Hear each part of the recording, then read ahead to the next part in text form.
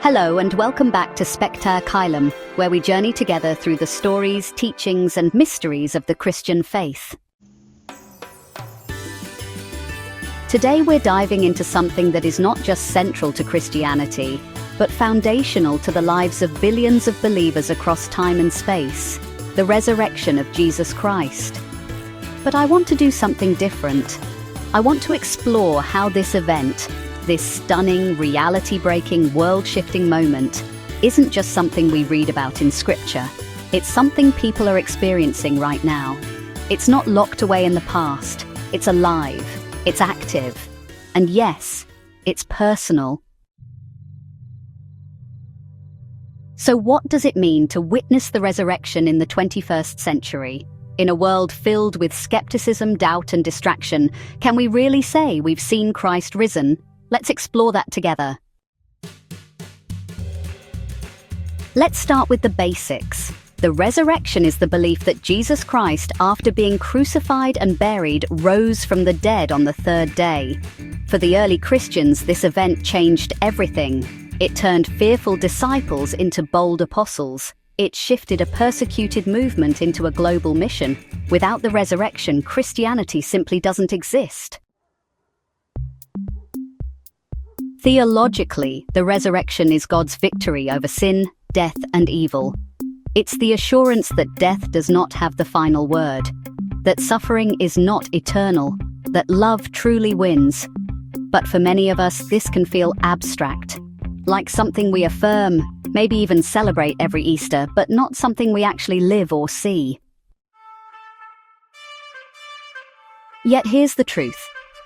The resurrection isn't just an ancient event, it's a current reality, because Jesus didn't just rise once, he rises again and again, in hearts, in communities, in moments of healing and hope. The question is, are we paying attention?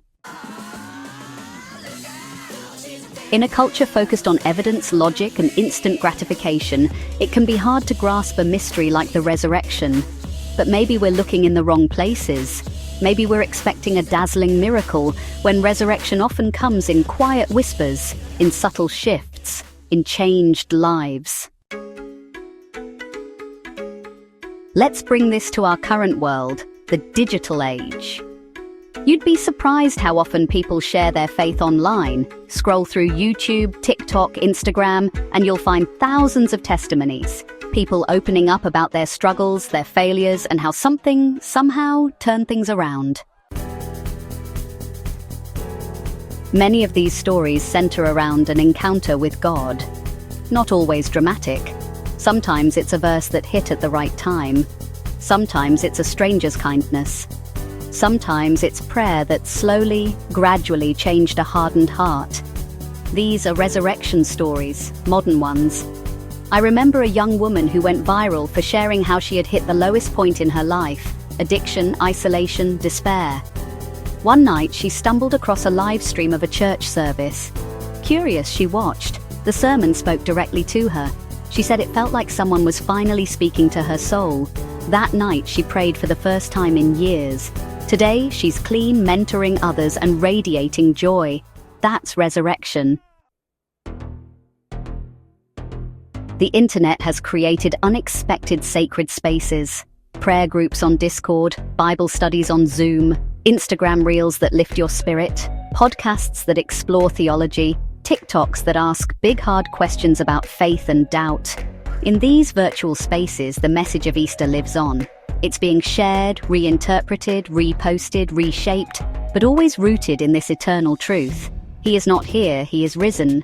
And maybe that's what being a witness looks like today, not just telling people what we believe, but showing them how the resurrection is changing us in real time, even online. Now let's talk about something deeply personal, encountering the risen Christ. What does that even mean? Well, just like the first disciples met the risen Jesus in different ways, on the road, in the garden, in a locked room, people today encounter him in all kinds of places, not always visibly, but always profoundly. Some meet Christ in prayer, not a voice from the clouds, but a sudden clarity, a comforting presence, or a deep inner peace that surpasses understanding. Others encounter him in the Eucharist, in scripture, in acts of love or moments of silence.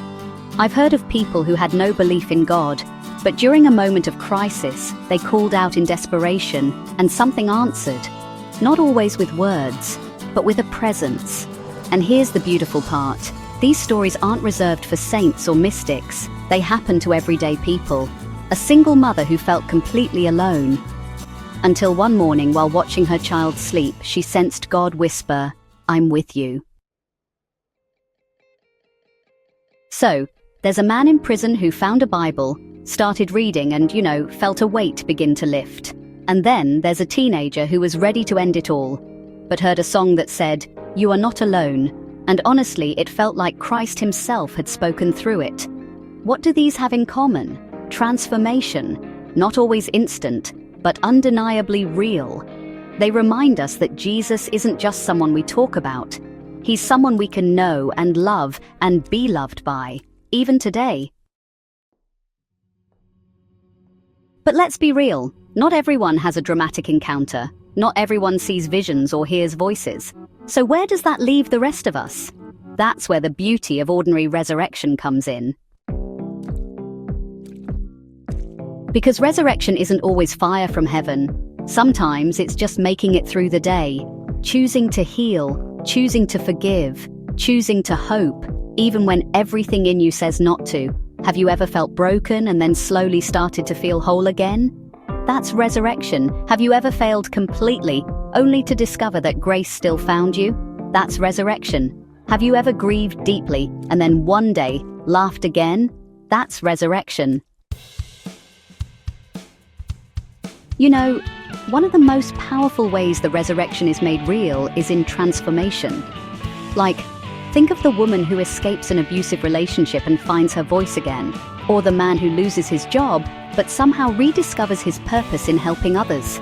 And then there's the child who grows up in chaos and against all odds becomes a peacemaker. Each of these moments really mirrors Christ's journey, from death to life, from despair to hope. And maybe that's the challenge for us, to start seeing resurrection not just in scripture but, in the mirror.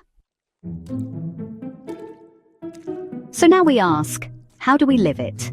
The answer is simple but not easy. We live the resurrection by becoming resurrection for others.